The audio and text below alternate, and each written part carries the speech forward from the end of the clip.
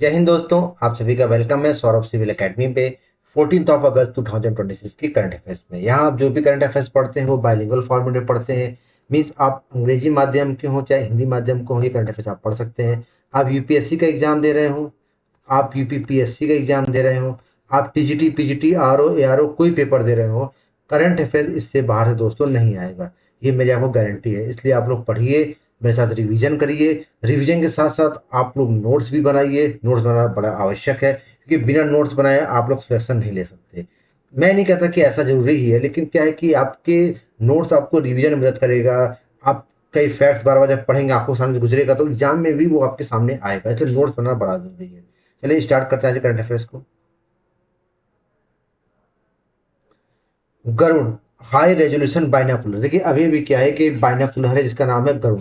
तो ये गरुड़ नाम की जो हाई रेजोल्यूशन बाइनोकुलर है, इसका जो है क्या क्या लॉन्चिंग की गई है। ये लॉन्चिंग किसके द्वारा की गई है? ये भारत की एक कंपनी है ऑप्टेल लिमिटेड। क्या कंपनी नाम है? India Optel limited. इसके द्वारा डेवलप किया गया है और लॉन्च किया गया है। ये एक डिफेंस कैटेगरी वन की क्या है, मिनी रत्न कंपनी। ये बात बिल्कुल ध्यान रखेंगे कि डिफेंस की पब्लिक सेक्टर कंपनी है और एक भारत की क्या है, मिनी रत्न कंपनी। क्या है ये? मिनी रत्न कंपनी है। इसके द्वारा क्या किया गया, लॉन्च किया गया है। अच्छा, कब लॉन्च किया गया? 13 अगस्त, मतलब यस्टरडे लॉन्च किया गया है न्यू दिल्ली में। और इसके टेक्निकल स्पेसिफिकेशन क्या है कि ±5 डायोप्टर तक की ये क्या काम करती है। ठीक है, ये हाई रेजोल्यूशन की है बाइनोकुलर, ये बात बिल्कुल ध्यान दीजिएगा। इंडियन ऑप्टल लिमिटेड ने इसको बनाया है। ठीक, हाई रेजोल्यूशन है, ये भी चीज याद रखिएगा। उसका नाम से क्या है? गरुड़ नाम है। इसका नाम भी आप लोग याद रखिएगा। पहला question, Garud high resolution binocular launch in August 2023 developed by which organisation? Indian Optel Limited. ध्यान रखिएगा। Consider the following statement regarding Garo. It is designed for civil market with a lens capacity of ±5 diopter। बिल्कुल सही बात है, ±5 diopter की civil market है। Indian Optel limited महारत्न central public service नहीं, ये मिनी रत्न कंपनी, मैंने आपको अभी बताया, इसका बस पहला सही हो गया। Garud binocular critter precision optical requirement in civil sector. बिल्कुल सही बात है। ये क्या है? प्रिसाइजन ऑप्टिकल रिक्वायरमेंट है सिविल सेक्टर के लिए। बिल्कुल सही बात है, क्योंकि ये हाई रेजोल्यूशन देगा, बिल्कुल क्लियरिटी इमेज देगा। इंडियन ऑटो लिमिटेड मिनी जैसे company launch in +-5 better capacity. क्या इंडियन ऑटो लिमिटेड लॉन्च किया +-5 कैटेगरी। देखिए ये बात बिल्कुल सही है कि प्रिसाइजन ऑप्टिकल रिक्वायरमेंट को पूरा करेगी। मतलब ये क्या बोल रहा है कि ये जो है कि सटीक ऑप्टिकल आवश्यकता को पूरा करेगी, लेकिन इसलिए इसको इंडियन ऑप्टिकल ने लॉन्च किया है, इसीलिए पूरा करेगी, ये बात बिल्कुल नहीं सही है। इसलिए सही दोनों है दोस्तों, लेकिन इसका एक्सप्लेनेशन नहीं करा, इसलिए ऑप्शन नंबर ए गलत हो जाएगा और ऑप्शन नंबर बी क्या हो जाएगा, सही हो जाएगा। 8th BRICS polar oceanic polar science and tech meeting. देखिए ब्रिक्स की, देखिए ब्रिक्स में जब भी बताऊँ, ब्रिक्स जब भी आ जाए सोचिए कि सबसे इंपॉर्टेंट क्वेश्चन आ गया। ब्रिक्स की 18th सेशन इंडिया होस्ट कर रहा है। इंडिया होस्ट कर रहा है। लेटेस्ट मेंबर कौन है? 10th मेंबर आपको पता है, इंडोनेशिया है। कौन सा देश है? इंडोनेशिया देश है। अच्छा, उसके बाद इसकी थीम क्या है? मैंने आपको बताया है। क्या क्या है? रिजाइलेंस, इनोवेशन, कॉपरेशन और सस्टेनेबिलिटी। ठीक, लचीलापन, नवाचार, सहयोग और स्थिरता, ये इसकी क्या थीम, बिल्कुल ध्यान रखिएगा। थीम इसकी बहुत ही इंपॉर्टेंट है और देखिएगा परीक्षाओं में आएगी भी है। और इंडिया सेशन होस्ट कर रहा है इसका, ये भी आप ध्यान रखिएगा। होस्ट लोकेशन कहाँ थी, मतलब ये जो अब बात हम किसकी कर रहे हैं, BRICS oceanic polar science technique की। ये कहाँ पर हुई? ये गोवा में हुई। ठीक है। अच्छा, साइंस एंड टेक्नोलॉजी की मीटिंग है, 12-14 का 2026 चलेगी ये। और इसने ऑर्गेनाइज किया ministry of earth and government of India ने इसको ऑर्गेनाइज करा है। पृथ्वी मंत्रालय, पृथ्वी विज्ञान मंत्रालय ने इसको आयोजन किया है। और ये क्या है कि जो इसकी जो नोडल एजेंसी है जिसने आयोजित कराया है, वो क्या, national centre for polar and ocean research, जो है क्या, वास्को ड गामा, गोवा। ठीक है, मतलब राष्ट्रीय ध्रुवीय महासागर अनुसंधान केंद्र जो है गोवा में, इसका क्या आयोजन किया गया है, ये बात ध्यान रखिएगा। फिर बात है 8th BRICS ocean polar science and tech meet held in August 2026 कहाँ पे हेल्ड हुई दोस्तों? गोवा में हेल्ड हुई। बात बिल्कुल ध्यान रखिएगा, क्वेश्चन इंपॉर्टेंट है। With reference to the 8th BRICS Ocean Polar Science and Tech Meet, consider the statement. It was organized by National Center for Polar and Ocean Research। बिल्कुल सही बात है, national centre for ocean and polar research द्वारा आयोजित किया गया। It function under the aegis of ministry of environment forest climate change. नहीं, पृथ्वी विज्ञान मंत्रालय, केवल पहला सही। 8th BRICS meet on oceanic polar research held in Goa August 2026। सही बात है, गोवा में हेल्ड हुई। एक अगर गोवा में हेल्ड हुई 8th ब्रिक्स मीटिंग, बिल्कुल सही है। National centre for polar and oceanic research located Goa under the ministry of premier R&D for polar. बिल्कुल सही बात है, इसीलिए क्योंकि गोवा में हुई है ना दोस्तों, क्योंकि जो पोलर इंस्टीट्यूट है, ये क्या कहते हैं कि प्रीमियर इंस्टीट्यूट है, भारत का महत्वपूर्ण संस्थान है पृथ्वी विज्ञान मंत्रालय के अंतर्गत, इसीलिए गोवा में है, इसलिए आपका ए बी से इसका एक्सप्रेशन भी कर रहा है। India SSU preferential trade agreement, देखिए अभी भी क्या है, भारत और साउथ अफ्रीकन कस्टम यूनियन के बीच क्या हुआ, एक ट्रेड एग्रीमेंट हुआ है। क्या हुआ है, व्यापार समझौता हुआ है। अच्छा क्यों हुआ है दोस्तों, देखिए व्यापार को बढ़ाने के लिए हुआ है, जो मतलब जो भी टैरिफ वगैरह है, जो रेट है, कस्टम ड्यूटी है, उनको कम करने के लिए क्या हुआ है, ये एग्रीमेंट हुआ है। ये बात बिल्कुल ध्यान रखिएगा। ऑब्जेक्टिव क्या है, bilateral trade volume reduce custom बताया, देखिए ट्रेड को बढ़ाना, कस्टम ड्यूटी कम करना, इंप्रूव ईज ऑफ बिजनेस अच्छे से हो सके, अच्छे से agriculture, textile, manufacturing good, industrial good को सब क्या कर रहा है, टारगेट कर रहा है। ध्यान रखिएगा। India sine term of reference for preferential trade agreement with regional grouping किसके साथ किया है दोस्तों, एसएससीयू, बिल्कुल ध्यान रखिएगा। Consider the following statement regarding the India SACU trade agreement. It is signed the term of reference to formalize negotiation term। क्या कह रहा है कि उन्होंने वार्ता शर्तों को औपचारिक रूप देने टर्म ऑफ रेफरेंस पर हस्ताक्षर किए। बिल्कुल सही बात है, इसलिए हस्ताक्षर की ताकि जो है क्या नेगोशिएशन हो सके, कस्टम ड्यूटी घट सके, ईज ऑफ डूइंग बिजनेस हो सके। The agreement aim to increase custom duty on agriculture and textile, नहीं कल्चर टेक्सटाइल में कस्टम बढ़ाने के लिए थोड़े हुआ है, बिल्कुल गलत है, इसलिए कई बार आपको पहला सही है दोस्तों। असर सही है, Indian SSU aim to boost the trading agriculture textile, बिल्कुल सही बात है।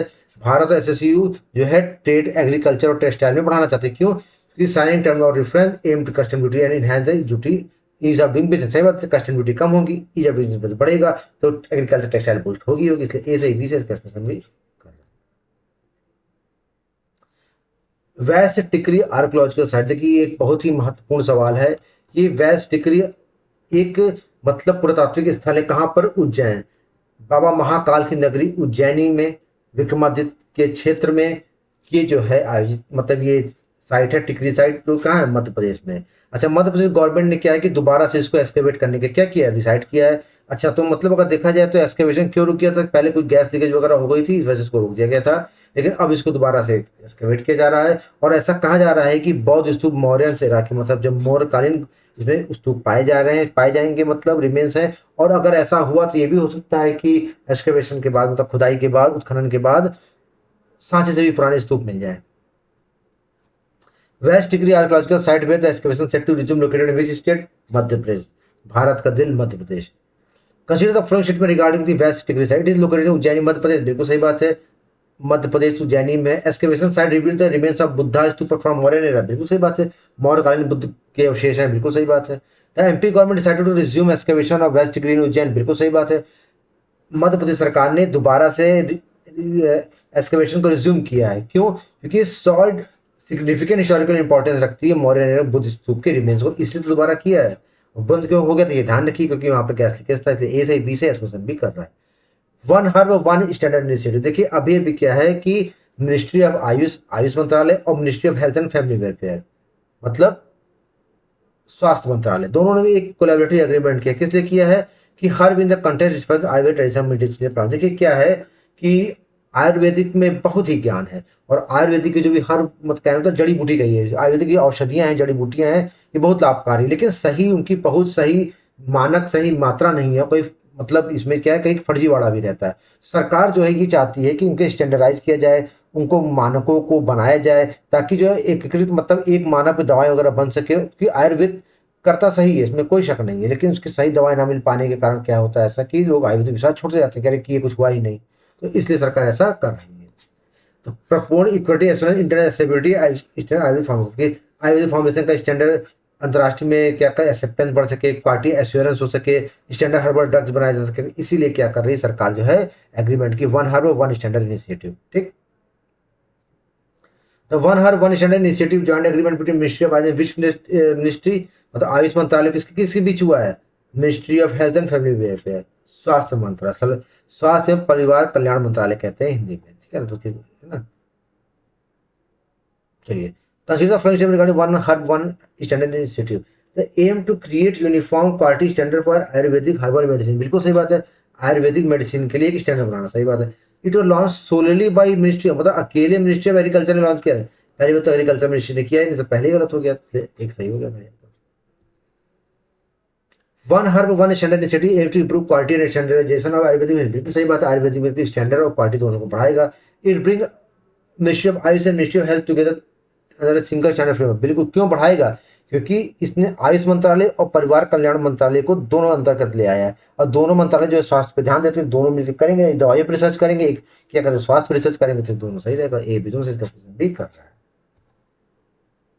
कवच 4.0 इंस्टॉलेशन है इज्जत नगर डिवीजन। देखिए अभी भी क्या है कि भारतीय रेलवे के इज्जत नगर डिवीजन में कवच 4.0 का इंस्टॉलेशन हुआ है। कवच क्या चीज़ है? कवच एक ऐसी तकनीक है जिससे क्या है कि जैसे मान लीजिए कि दो ट्रेन है, पटरी में दो ट्रेनें आपस में आ रही हैं, तो कवच सिस्टम क्या करेगा? दोनों को रोक देगा, मतलब तो टक्कर नहीं हो पाएगी। इस कवच का मेन एम रहता है। तो भारतीय रेलवे ने कवच 4.0 का इंस्टॉलेशन को मंजूरी दे दी इज्जत नगर डिवीजन में, नॉर्थ ईस्ट रेलवे जोन में। अच्छा, कवर से total distance of 60 kilometre with investment 295 crore. मतलब क्या कह रहा है? 660 किलोमीटर की डिस्टेंस कवर करेगा और 295 करोड़ का इन्वेस्टमेंट होगा। अच्छा, कवच क्या है? इंडिजीनियस ऑटोमेटेड ट्रेन प्रोटेक्शन, मतलब क्या? एटीपी, मतलब मैंने बताया ना, ऑटोमेटिक ट्रेन को रोक देगा। ऑटोमेटिक ब्रेक सिस्टम है जो कोलिजन से ट्रेन को क्या करता है? बचाता है। भारतीय रेल अप्रूव द कवच 4.0 installation over 660 kilometre with 295 crore investment in which division? इज्जत नगर। With reference to Kavach 4.0, consider following statement. It is an indigenous automatic brake protection system designed for safety in Indian Railway। बिल्कुल सही बात है। Indigenous automatic brake system में जो क्या है कि सेफ्टी के लिए बनाया गया है। The approval project Izzat Nagar division with cover total route 660 kilometre. बिल्कुल सही बात है, 660 किलोमीटर पे, इसलिए ए से बी से इसका और दोनों सही हो गया आपका। कवच 4.0 भी इंस्टॉल्ड अक्रॉस 660 किलोमीटर इज्जत नगर डिवीजन और 295 करोड़। सही बात है, कवच 4.0 को 660 किलोमीटर इज्जत नगर डिवीजन में 295 करोड़ इंस्टॉल किया। क्यों? कवच is an automatic train brake system prevent signal passing and danger collision. बिल्कुल सही बात, क्योंकि ये डेंजर से बचाएगा, कोलिजन से बचाएगा, डेंजर पासिंग सिग्नल से हमको क्या करेगा? अच्छा खासा वो सेव करेगा। इसलिए ए से बी से एक्सप्रेशन भी कर रहा है। India most valuable family business. देखिए अभी भी क्या है कि सबसे मूल्यवान पारिवारिक व्यवसायों जो ऐसे भारतीय परिवार जो व्यापार में सबसे मूल्यवान है उनकी लिस्ट जारी की है हुरुन इंडिया ने। अच्छा, ये थर्ड एडिशन, ये भी धारा को तीसरी लिस्ट जारी की है। अच्छा, जिसमें आपको पता ही है कि इसको जारी करता कौन है? Hurun India.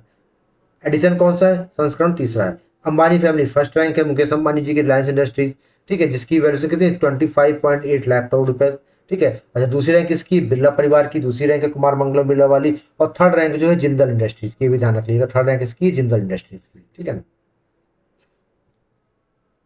As per Hurun India most valuable family business list third edition which family rank first in India? Ambani family. Adani family नहीं है, ध्यान रखिएगा। Consider following statement regarding the Hurun India most valuable family business list. Ambani family top the list with business of 25.8 lakh crore. बिल्कुल सही बात है। Birla family led the Kumar Mangalam Birla led second है। बिल्कुल सही। बिरला फैमिली जो कुमार मंगलम बिरला वाली सेकंड रैंक है। बिल्कुल सही, ए भी दोनों सही है। Ambani family name the most valuable family business in Hurun India third edition. बिल्कुल सही बात है। सबसे वैल्यूएबल फैमिली लिस्ट में अंबानी परिवार आया है थर्ड एडिशन में। क्यों आया है? क्योंकि इसकी वैल्यूएशन 2.58 लाख करोड़ है और सबसे कंट्री में सबसे हाईएस्ट है, इसलिए आ गया। सही बात है, ए से बी से इसका क्वेश्चन भी कर रहा है। ऑप्शन नंबर ए सही है दोस्तों ना। Next, partition horror in memory. देखिए आज क्या है? 14 अगस्त तारीख है। 14 अगस्त को हम क्या मनाते हैं? विभाजन विभीषिका स्मृति दिवस मनाते हैं। क्यों मनाते हैं? विभाजन के दौरान जो भी हमारे हिंदुस्तानी भाई लोग शहीद हो गए थे, उनकी स्मृति में जो भी लोग थे शहीद हो गए थे, उनकी स्मृति में ये दिवस मनाया जाता है। कौन सा दिवस? पार्टीशन हॉरर रिमेम्बर, जो 2026 मनाया जा रहा है। अच्छा, मतलब कमरेड द पेन सफरिंग और sacrifice of people during 1947 party. विभाजन के दौरान जो लोगों ने दर्द सहाया, अपनों को खोया है, उसके दर्द को साझा करने के लिए, उनके दर्द को श्रद्धांजलि देने के लिए इस दिवस का आयोजन किया जाता है 14 अगस्त 2026 को। Dedicated to honouring the those of lost life and where family displace separate from him, जो अपने परिवार से अलग हो गए, जो अपनी जिंदगी गंवा दी, उनके सम्मान किया जाता है। और क्या कहते हैं, इसके अनाउंसमेंट प्रधानमंत्री मोदी ने 2021 में किया था, ऑफिशियली अनाउंसमेंट हुआ, तब से मनाया जाए 2021 से। Partition horror remember day observe every year on the which date? 14 August. Consider the following statement regarding the partition horror remember day. It is observed on 14th of August to honor people who suffered lost lives during the partition। बिल्कुल सही बात है, जो partition में जिंदगी के बाद उनके लिए किया जाता है। The first officially announce 1950। गलत जवाब, मैंने बताया 2021 में हुआ था, इसलिए केवल पहला सही। It a 14 August commemorated to as partition horror remember day in India. बिल्कुल सही बात है। भारत 14 अगस्त को विभाजन विभीषिका स्मृति दिवस मनाया जाता है। क्यों? क्योंकि रिमाइंड करता है कि फ्यूचर नेशनों को ह्यूमन ट्रेजिडी और डिस्प्लेसमेंट के क्या दर्द होते हैं, उनको ये बताता है, इसलिए मनाते हैं। ए से बी से एक्सप्रेशन भी।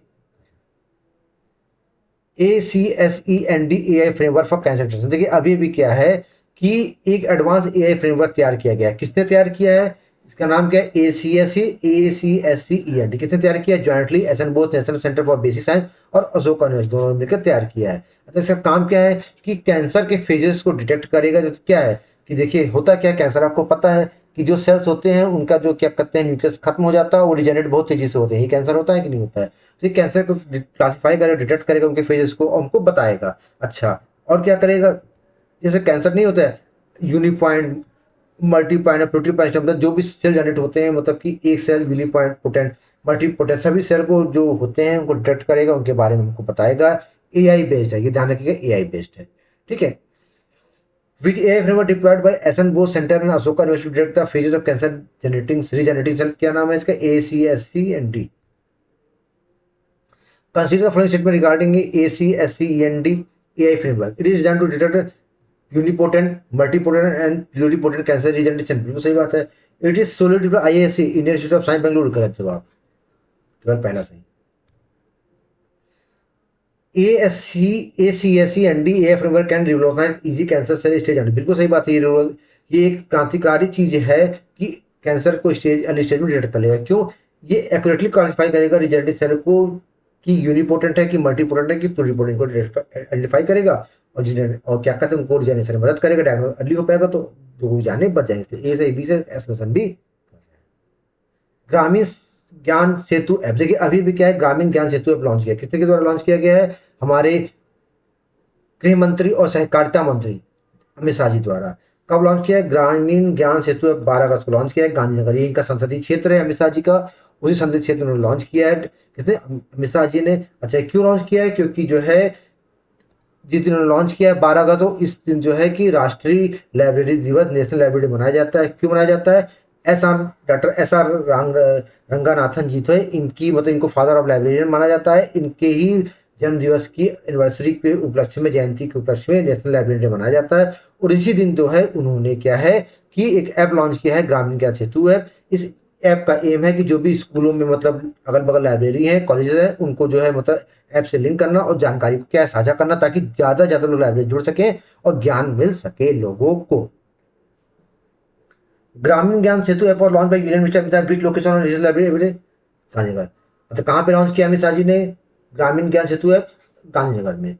Consider following statement regarding Gramin Gyan Setu app. It was launch on the birth anniversary eve of national library day honouring S R Ranganathan. बिल्कुल सही बात है, रंगनाथन जी के जयंती पर और नेशनल लाइब्रेरी डे के उपलक्ष्य में लॉन्च किया गया। It already connect village library near school and college through digital platform. बिल्कुल सही बात है, विलेज लाइब्रेरी को नियर डिजिटल प्लेटफॉर्म से कनेक्ट करने की लिए किया गया, इसलिए ए सही, बी से एक्सपेंशन तक ए बी दोनों सही हो गया आपका। लास्ट क्वेश्चन आज के टॉपिक का, Gramin Gyan Setu aim to democratize the access of books and education resources across rural India. और सही बात है, मतलब कि जो ज्ञान है वो क्या है कि गांव तक भी पूरा मतलब डेमोक्रेटिक तरीके से पहुंच सके, ये इसका एम है। क्यों? क्योंकि एम ऐप जो है रूरल को लिंक करती है स्कूल कॉलेज लाइब्रेरी को और डिजिटल नेटवर्क के इंटीग्रेट करती है। मतलब एक डिजिटल नेटवर्क से जो है कि पूरी ये ऐप जो है लिंक होगी और सभी लाइब्रेरी तक इसकी पहुंच होगी। तो ए से बी से इसका एक्सप्रेशन भी कर रहा है। इस तरह से हमने आज के करंट अफेयर्स कंप्लीट किए दोस्तों। अब मिलते हैं कल के लेक्चर में, कल करंट अफेयर्स में। आप पढ़िए, इनके नोट्स बनाइए, रिवीजन करिए ताकि आपकी स्ट्रेंथ बन सके। मिलते हैं कल, तब तक के लिए जय हिंद, जय भारत।